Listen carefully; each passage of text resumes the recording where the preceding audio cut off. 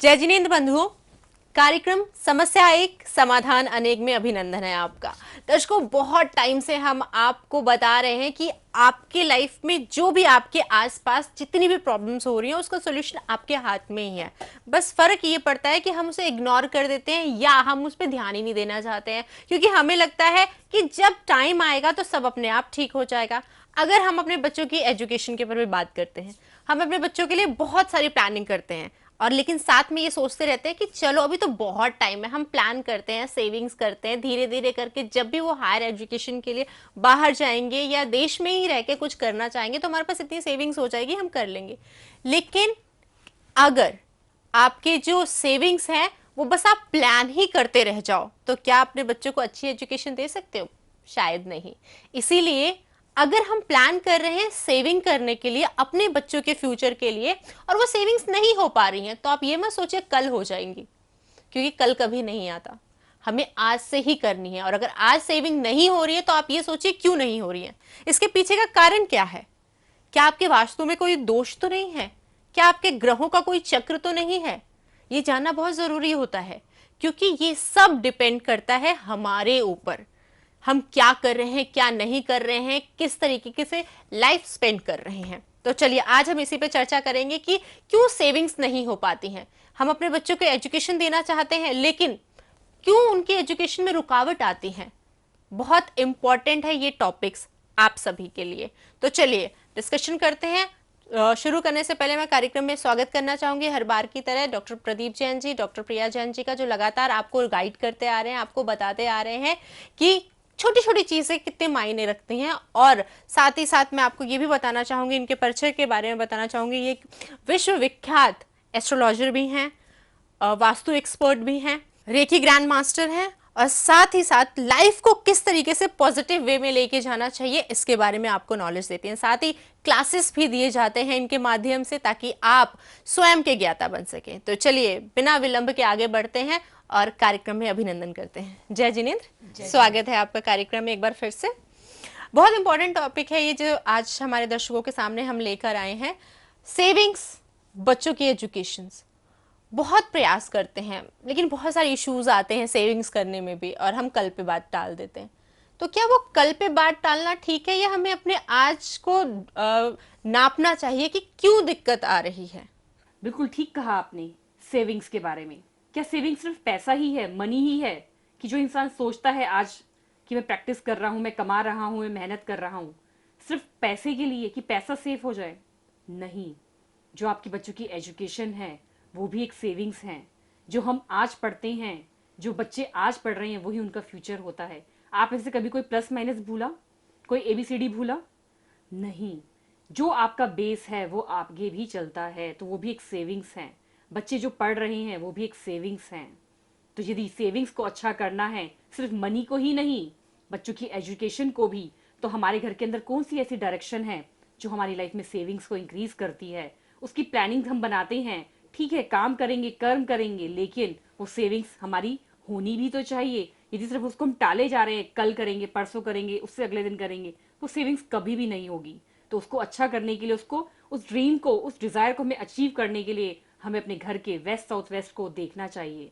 देखना चाहिए कि वहां पर किसी तरह का कोई क्लटर तो नहीं है, कोई कंजेशंस तो नहीं है, कि हमने वहां पर कोई ऑब्स्टेकल क्रिएट कर रखा है कि सब कुछ है, हमारे पास पैसा है लेकिन हम उसे सेव ही नहीं कर पा रहे हैं। बच्चा पढ़ रहा है लेकिन उसे भूल जाता है, याद ही नहीं है कि उसने कल क्या पढ़ा था, फिर दोबारा वो रिवाइज कर रहा है। जो जहां से शुरू हुई थी बात वहीं पर ही आकर खत्म हो जाती है। पढ़ रहा है हम महीने, 2 महीने, 3 महीने, साल भर, लेकिन उसका रिजल्ट क्या आता है? कुछ भी नहीं आया। तो वहीं से शुरू करी यात्रा और वहीं पर ही वापस पहुंच गए। तो सेविंग्स क्या है? पैसे की सेविंग करना भी है और एजुकेशन की सेविंग करना भी है, नॉलेज की सेविंग करना भी है, कि जो आज आपने नॉलेज ली है वो आपके साथ हमेशा सेफ रहे, आपके इनर चैम्बर में, आपके सबकॉन्शियस माइंड में स्टोर रहे। शास्त्रों में कहा गया है कि अज्ञान दुनिया में सबसे बड़ा पाप माना जाता है। अज्ञान से बढ़कर दुनिया में इससे बढ़कर कोई पाप नहीं माना गया और ज्ञान को सर्वश्रेष्ठ पूंजी कहा गया है। जिसके पास ज्ञान है, जिसके पास नॉलेज है, जिसके पास बुद्धि है, जिसके पास विजडम है, कुछ आगे करने का हौसला है, तो उसके लिए पैसा कुछ भी नहीं है। वो कहीं भी किसी जगह पे बैठकर किसी भी परिस्थिति में अपने आप को सरवाइव कर पाएगा, अपने आप को आगे बढ़ा ले पाएगा। लेकिन वो कब होगा? जब ज्ञान हमारे पास होगा, जब नॉलेज हमारे पास होगी, जब एजुकेशन हमारे पास होगी। उसके लिए घर की वेस्ट साउथ वेस्ट डायरेक्शन तो इम्पोर्टेंट है ही। एस्ट्रोलॉजिकल देखा जाए तो शनि ग्रह हमारे ज्ञान और उच्चतम आध्यात्मिक साधना के प्रतीक माने जाते हैं। फाइनेंस के मामले में देखें तो सेविंग करते हैं, खजांची जो माने गए हैं ज्योतिष के नवग्रहों में, शनि ग्रह को माना गया है। शनि ग्रह कुंडली में गलत पोजीशन पे बैठ जाते हैं, अष्टम हाउस में बैठ जाते हैं, उनका अपना घर है तो वहाँ अधिकतर वो दुख देने लग जाते हैं, तकलीफ और पीड़ा देने लग जाते हैं, लेकिन उच्चतम आध्यात्मिक ज्ञान के क्षेत्र को वो विकास कर देते हैं। शनि ग्रह अगर कुंडली के दूसरे घर में स्थित हो जाते हैं, विराजमान हो जाते हैं, तो धन संबंधी समस्याएं हमारी लाइफ में अचानक बढ़ जाती हैं। तो उसका परिणाम ये होता है कि हम पैसा सेविंग नहीं कर पाते, जोड़ नहीं पाते, और बच्चों को उच्च हायर एजुकेशन के लिए भी हमारे पास कुछ उस समय नहीं होता। अगर ऐसा है तो हमें द्वितीय हाउस के शनि का, अष्टम हाउस के शनि का उपाय और निदान उचित ज्योतिषीय सलाह लेकर करा लेना चाहिए। द्वितीय हाउस में शनि के बारे में ऐसा कहा जाता है कि हमने पूर्व जन्म में साधु संतों का अपमान किया हो, उनकी निंदा की हो, उनका साथ कोई दुर्व्यवहार किया हो, जिस कारण से वो पाप इस जन्म में हमारे साथ वो पाप इस जन्म में हमारी लगन कुंडली के रूप में हमें दुख देने के लिए उपस्थित हो जाता है। वो जो बात है वो हमारे साथ कैरी फॉरवर्ड हो रही है, उसको हमने वहां पर करने के बाद वो चीजें हमारे साथ तब भी चल रही हैं। अब पता नहीं ये खेल, ये गेम कितने जन्मों से चला आ रहा है।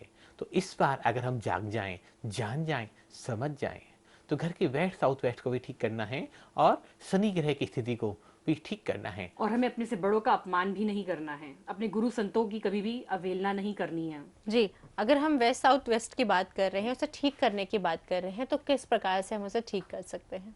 अपनी नकदी बच्चों के एजुकेशन के लिए ये जगह सबसे अच्छी मानी गई है। बच्चों का सोने का कमरा भी यहाँ बना सकते हैं, क्योंकि बच्चों के अभी तक हमने सबके बेडरूम की बात करी, सबके शयन कक्षों की बात करी, लेकिन बच्चों के लिए अभी कोई भी शयन कक्ष हमारे लिए अभी तक के इसमें पूरे यात्रा में नहीं मिला। सबसे बेस्ट डायरेक्शन जो बच्चों के लिए मानी गई है वो वेस्ट साउथ वेस्ट।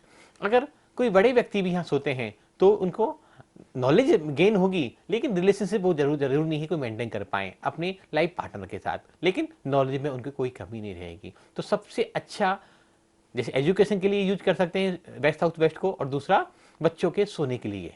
क्या नहीं होना चाहिए इस जोन में? शौचालय और रसोई घर इस जोन में नहीं होने चाहिए। जो भी आपकी सेविंग्स है वो जल जाएगी यदि यहाँ पर आपके घर में आपने किचन बना रखी है। आपकी जो सेविंग्स है वो होगी ही नहीं।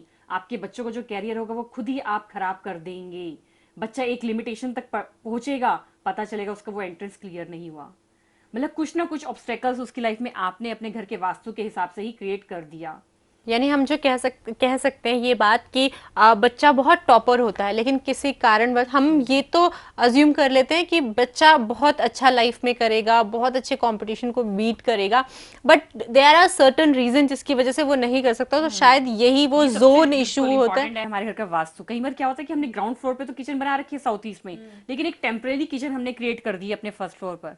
चाहे आपने वहां पर कुछ भी नहीं करे, लेकिन आपने यदि वहां पर अग्नि रख रखी है, अपने घर का चूल्हा रख रखा है, कोई भी आपने हीटिंग इक्विपमेंट वहां पर रख रखा है, तो इसका इफेक्ट आपके बच्चे की लाइफ पर आने लगता है, आपकी सेविंग्स पर उसका इफेक्ट आने लगता है। वो सब चीजें जो है बर्न हो जाती हैं लाइफ की। हम सोचते हैं कि वो सिर्फ हमने एक टेम्परेरी किचन है वो, लेकिन नहीं, आपने उस वास्तु की एनर्जी के अंदर ऑब्स्टेकल क्रिएट कर दिया। वहां पर आपने क्लटर फ्री रखना था उसको, लेकिन आपने ऑब्स्टेकल बना दिया, तो आपकी लाइफ में प्रॉब्लम तो आपने खुद ही इन्वाइट कर ली। दूसरा वेस्ट साउथ वेस्ट में जो हम सबसे अच्छा कार्य कर सकते हैं, ओवरहेड वाटर टैंक सबसे बेस्ट जोन मानी गई है ओवरहेड वाटर टैंक के लिए। हम इधर उधर रखते तो हर जगह के नेगेटिव इम्पैक्ट आते हैं। हम कभी विस्तार से ओवरहेड वाटर टैंक पे बात करेंगे कि कौन सा किस दिशा में रखने से क्या प्रभाव पड़ते हैं, लेकिन हमें उन पर नहीं चर्चा करके अगर हम एक पॉइंट को समझ लें कि सबसे बेस्ट कहाँ माना गया है, तो वेस्ट साउथ वेस्ट में अगर ओवरहेड टैंक हो तो लाइफ की आधी सी समस्याएं तो दूर वैसे ही होती चली जाती हैं। क्योंकि जैसा हम पानी पिएंगे, जिस पानी से हमारे घर का भोजन बन रहा है, अब यदि वही खाना हम खा रहे हैं तो हमारी बॉडी का 70% जो रेशो है वो अच्छा रहेगा। क्योंकि हमारी बॉडी के अंदर भी क्या है, 70% पानी है, लिक्विड फॉर्म में है हमारी बॉडी। तो यदि हमारा पानी अच्छे जगह पर रखा हुआ है, अच्छे वास्तु की एनर्जी उसको मिल रही है, तो हमारी बॉडी, हमारा खान पान अच्छा रहेगा, हमारी हेल्थ अच्छी रहेगी। जैसे आप सभी सुनते हैं कि नारियल कोकोनट जो होता है बहुत अच्छा फ्रूट माना जाता है। यदि किसी को भी कोई हेल्थ इश्यूज है तो उसको सुबह सबसे पहले क्या दिया जाता है? नारियल पानी दिया जाता है। क्यों? क्योंकि सबसे ज्यादा कॉस्मिक एनर्जी एनहांस करता है वो, सबसे हाईएस्ट फ्रूट है वो हमारी लाइफ में। आप सब देखते होंगे एक सेब होता है, वो भी उसकी लिमिटेशंस होती है सेब के पेड़ की भी, लेकिन जो कोकोनट ट्री होता है उसकी कितनी ऊंचाई पर होता है और कितनी ज्यादा कॉस्मोस की एनर्जी वो अपने अंदर एनहांस करता है।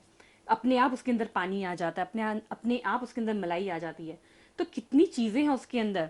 ऐसे हमारी छत पे जो रखा हुआ पानी की टंकी है, लोग सोचते हैं जहां मर्जी रख दो पानी की टंकी को, क्या दिक्कत है? आ तो हमारी उस वेल से ही पानी रहा है, उस पाइप से पानी आ रहा है हमारी किचन तक, लेकिन नहीं, जहां पर आपका पानी स्टोर है उसकी भी बहुत इंपॉर्टेंस है। आपने कहाँ पर अपने घर में अपना लोकर रख रखा है, उसकी इंपॉर्टेंस है। जी, एक चीज़ और यहाँ विशेषकर पूछना चाहूँगी, जब आप किसी की प्रॉब्लम सॉल्व करते हैं, कोई आपको विजिट के लिए बुलाता है, तो आप क्या प्रेफर करते हैं? वास्तु को किस तरीके से मेजर करके उनकी प्रॉब्लम बताते हैं? ज्योतिष के अनुसार देखते हैं, या रेकी के माध्यम से देखते हैं, या भक्तांबर स्त्रोत उन्हें बताते हैं? ये एक दूसरे से कैसे जुड़े हुए हैं? कैसे आप कैटेगराइज करते हैं कि हमें इस माध्यम से उनकी प्रॉब्लम का सोल्यूशन उन्हें देना है? बहुत अच्छा सवाल है ये, और अधिकतर लोग ये सवाल करते हैं। हम जब भी किसी का वास्तु ट्रीटमेंट करते हैं या एस्ट्रोलॉजी का चार्ट को ठीक करते हैं, तो हम एक पहलू को नहीं पकड़ते, हम चारों पहलुओं को साथ में लेते हैं। सबसे पहले तो जो भी नेगेटिविटी है वो किसी भी कारण से हो सकती है, वो वास्तु के कारण से हो सकती है, वो सामने वाले के अपने एटीट्यूड के कारण भी हो सकती है, वो एस्ट्रोलॉजिकल प्रॉब्लम के कारण भी हो सकती है। तो सबसे पहले तो उस नेगेटिविटी को उसके माइंड से रिमूव करा जाए, उसको अच्छी सी काउंसलिंग की जाए, और काउंसलिंग के माध्यम से बड़े बड़े बीमारियों को, बड़े बड़े विकारों को दूर किया जा सकता है। दूसरा पार्ट आता है हमारा एस्ट्रोलॉजी। एस्ट्रोलॉजी में हम जो ग्रह उसके अनुकूल नहीं है, जो ग्रह अच्छे परिणाम नहीं दे रहे, उन ग्रहों का उपाय कराते हैं। वो दान पुण्य के माध्यम से हो सकता है, वो मंत्र जाप के माध्यम से हो सकता है, वो किसी चीज को प्लेसमेंट करने के माध्यम से हो सकता है। बात आती है तीसरे नंबर पर वास्तु की। वास्तु थर्ड नंबर पर पॉइंट आता है। वास्तु में अधिकतर ऐसा देखा जाता है कि हम तोड़फोड़ नहीं करा सकते और ऑप्शन नहीं भी होता हमारे पास, तो हम वहाँ की एनर्जी, वास्तु बेसिकली एनर्जी है, हम उन जगहों की एनर्जी को बैलेंस कर देते हैं कि एक जगह एनर्जी ज़्यादा हो रही है, हाई हो रही है और नेगेटिव हो रही है, तो उस नेगेटिव एनर्जी को कैसे कट किया जाए और वहाँ पॉजिटिव एनर्जी कैसे एनहांस की जाए। जैसे कि साउथ वेस्ट में कोई नेगेटिव एनर्जी है, वेस्ट साउथ वेस्ट में कोई नेगेटिव एनर्जी है, कोई ऐसी चीज़ है, तो वहाँ कलर थेरेपी के माध्यम से, स्ट्रिप के माध्यम से, टामिट्स के माध्यम से, रतन थेरेपी, जेम थेरेपी के माध्यम से हम उस भूमि की एनर्जी को, भूमि की ऊर्जाओं को बढ़ा देते हैं, और जो भूमि के जो वास्तु दोष हैं वो शांत हो जाते हैं, वो खत्म हो जाते हैं, और व्यक्ति वहाँ सुकून की और आनंद की और शांति से जीवन जीने लग जाता है। चौथा पार्ट आता है कि ये तीन काम तो हमने कर लिए, रेकी के माध्यम से और भक्तामृत हीलिंग के माध्यम से हम कुछ मंत्र जाप उनको कहते हैं कि आप खुद उच्चारण करें, आपके परिवार के जन इनको मिलकर बोलें। आप नहीं बोल सकते, कम से कम म्यूजिक प्ले करें, ऑडियो प्ले करें, 1 बार दिन में, 2 बार, 3 बार। जब इन मंत्रों की पॉजिटिव वर्गनाएं आपके आभा मंडल में, आपके घर के आभा मंडल में आएंगी, तो निश्चित ही जो भी वास्तु दोष होंगे वो भी कम हो जाएंगे, पलायन हो जाएंगे आपके घर से। जो आपकी कुंडली में जो भी ग्रहों के नकारात्मक प्रभाव होंगे वो भी कम होते चल जाएंगे, और आप सकारात्मक ऊर्जा, एक पॉजिटिव एनर्जी तरफ कनेक्शन बनाकर और आगे बढ़ते चले जाएंगे। जी, तो कहते भी तो हैं कि पॉजिटिविटी अपने अंदर से ही आती है, तो ये चीज़ें जो होती हैं हमें उन्हें फॉलो तो करना होता है, लेकिन हमें अपने आप को पॉजिटिव भी रखना होता है। प्रदीप जी, आपसे प्रश्न करना चाहूँगी। आपने जैसे बात की एजुकेशन की, किसी भी रीज़न के वजह से बच्चों को अच्छी एजुकेशन कई बार नहीं मिल पाती है, तो इसमें दोष किसका होता है? फादर जिन्होंने सेविंग्स नहीं कर पाई, या बच्चा जिनकी कुंडली में कोई दोष हो, या उनका वास्तु, घर का वास्तु सही ना हो? क्योंकि ये दोनों एक जैसे मिले हैं, इस वजह से हुआ, क्या कुछ इसके पीछे का रहस्य है? देखो, बहुत अच्छी बात है ये भी, आपका सवाल बिल्कुल बहुत अच्छा है। किसी भी एक कारण से हमारे जीवन में समस्याएं नहीं आती। हम अभी एजुकेशन को छोड़ देते हैं जस्ट 2 मिनट के लिए, एक एग्जांपल लेते हैं। किसी भी व्यक्ति के परिवार में किसी व्यक्ति को कैंसर जैसी बीमारी हो गई है, तो हम जनरली कहते हैं कि इसके पाप कर्म का उदय आ गया। भारतीय परंपरा में सब ये कहते हैं कि इसने पाप करे थे पिछले जन्मों में, इसलिए इसके पाप कर्म का उदय आया है, इसलिए इस व्यक्ति को कैंसर हो गया है। क्या आप मेरी बात से सहमत हैं? आप मेरी बात से सहमत हैं? शायद हाँ भी, शायद ना भी, क्योंकि अगर बुजुर्गों की बात करें तो वो कहते हैं कि पिछले जन्म के, तो सभी लोग ऐसा मानते हैं, और हम अक्सर इस बात को लोगों को समझाते हैं, गाइड करते हैं कि जो भी किसी व्यक्ति को, वो आपके परिवार में हो सकता है, आपके रिलेटिव के परिवार में हो सकता है, किसी के परिवार में ऐसे व्यक्ति को पीड़ा हो सकती है, तो जिस व्यक्ति को कैंसर हुआ है वो क्या कर रहा है, उस शारीरिक वेदना को बर्दाश्त कर रहा है, उसको शरीर को पीड़ा हो रही है, दर्द हो रहा है, तकलीफ हो रही है, असहनीय पीड़ा हो रही है, दवाइयां खा रहा है, सर्जरी करा रहा है, सिरिंज ले रहा है और मानसिक घुटन को बर्दाश्त कर रहा है। तो यहां तक तो बात समझ में आती है कि ये उसके पाप कर्म का उदय है, इसलिए वो सब बर्दाश्त कर रहा है। लेकिन जो व्यक्ति है जिसको कैंसर जैसी बीमारी हुई है, महामारी हुई है, वो व्यक्ति किसी का पिता भी होता है, वो व्यक्ति किसी का पति भी होता है, वो व्यक्ति किसी का भाई भी होता है, वो व्यक्ति किसी का रिश्तेदार भी होता है। अगर उस व्यक्ति की मृत्यु होती है तो क्या वो परिवार अपने पिता को, भाई को, पति को, सबको नहीं खो देगा? तो क्या वो उसी व्यक्ति के पाप कर्म को उदय था? नहीं, ये सामूहिक सभी के पाप कर्म को उदय आया कि किसी ने अपने पति को खो दिया, किसी ने अपने पुत्र को खो दिया, किसी ने अपने भाई को खो दिया, किसी ने अपने बेटे को खो दिया। तो सामूहिक जब सबके पाप कर्म को उदयता है तब हमारे जीवन में एक समस्याएं आती हैं। तो आपने जो एजुकेशन की बात कही, तो ये सामूहिक पाप कर्म को उदय है कि पिता चाहते हैं कि मेरा बेटा अच्छा इंजीनियर बने, ऑफिसर बने, लेकिन वास्तु दोषों ने, कुंडली के दोषों ने उनको सेविंग नहीं करने दी। पुत्र भी चाहता है मैं बड़ा होकर अच्छा बनूं, अच्छे काम करूं, लेकिन पास्ट से उसको ऐसा कुछ नहीं मिल पाया, पेरेंटल प्रॉपर्टी नहीं मिल पाई, पेरेंट्स से एजुकेशन नहीं मिल पाई, पेरेंट्स ने सेविंग करके नहीं रखी, तो इसलिए भी रह जाते हैं। और कभी कभी दूसरी बात भी हो जाती है कि बच्चे होनहार होते हैं, बच्चों के कुंडली अच्छी होती है, वास्तु दोष भी होता है, पेरेंट्स सेविंग भी नहीं करके रखते, तो भी बच्चे बहुत अच्छी हायर एजुकेशन कर पा जाते हैं। गरीबों के बच्चे भी, रिक्शे वालों के बच्चे भी बहुत अपनी मेहनत के बल पर बहुत हायर एजुकेशन पा जाते हैं। वो क्या होता है कि जब हमारी कुंडली में तो ताकत है लेकिन वास्तु में नहीं थी, तो इसलिए पिता ने सेविंग करके नहीं दी, लेकिन मेरी कुंडली में इतना ताकत थी कि मैं हर मुकाम को हासिल कर सकता हूँ, हर मंजिल तक आराम से पहुंच सकता हूँ। लेकिन वो तभी संभव है जब आप कर्म भी करेंगे। बिल्कुल। तो कर्म सबसे ऊपर आता है, हमें मेहनत करनी होगी। ये सारी चीजें हमें इसलिए जरूरी होती है सीखनी, करनी या इन सब के माध्यम से निवारण करना, ताकि कोई अगर इनकी वजह से रुकावट बन रहा है तो हम सही समय पे उपाय करके उस रुकावट को दूर कर सके। इसलिए लगातार आपको जानकारी दे रहे हैं और समय बहुत कम होता है लेकिन जानकारी बहुत जरूरी होती है। तो शायद इतने कम समय में हम पूरी विस्तार में जानकारी नहीं दे पाते हैं आपको, लेकिन अगर आपके जीवन में भी इससे संबंधित कोई भी समस्या आ रही है, कोई भी परेशानी आ रही है, आपको कुंडली का अवलोकन कराना है, वास्तु के बारे में डिटेल से जानना है, आपकी लाइफ भी ऐसी उथल पुथल हो रही है वास्तु और ज्योतिष के चक्कर में, आपका अच्छा काम भी नहीं हो पा रहा है क्योंकि कहीं ना कहीं के ग्रह आपको रुकावट दे रहे हैं इसमें, तो आप हमसे संपर्क कर सकते हैं। टेलीफोन नंबर्स और ईमेल आईडी आपके टीवी स्क्रीन पर है और आप हमारे वेबसाइट को विजिट कर सकते हैं। यूट्यूब चैनल पे भी आप हमारी वीडियोस देख सकते हैं और कॉन्टैक्ट के माध्यम से हमसे संपर्क कर सकते हैं ताकि आपका भी जीवन मंगलमय हो। आज के लिए बस इतना ही। बहुत बहुत धन्यवाद करना चाहूंगी आपका। जय जिनेंद्र। जय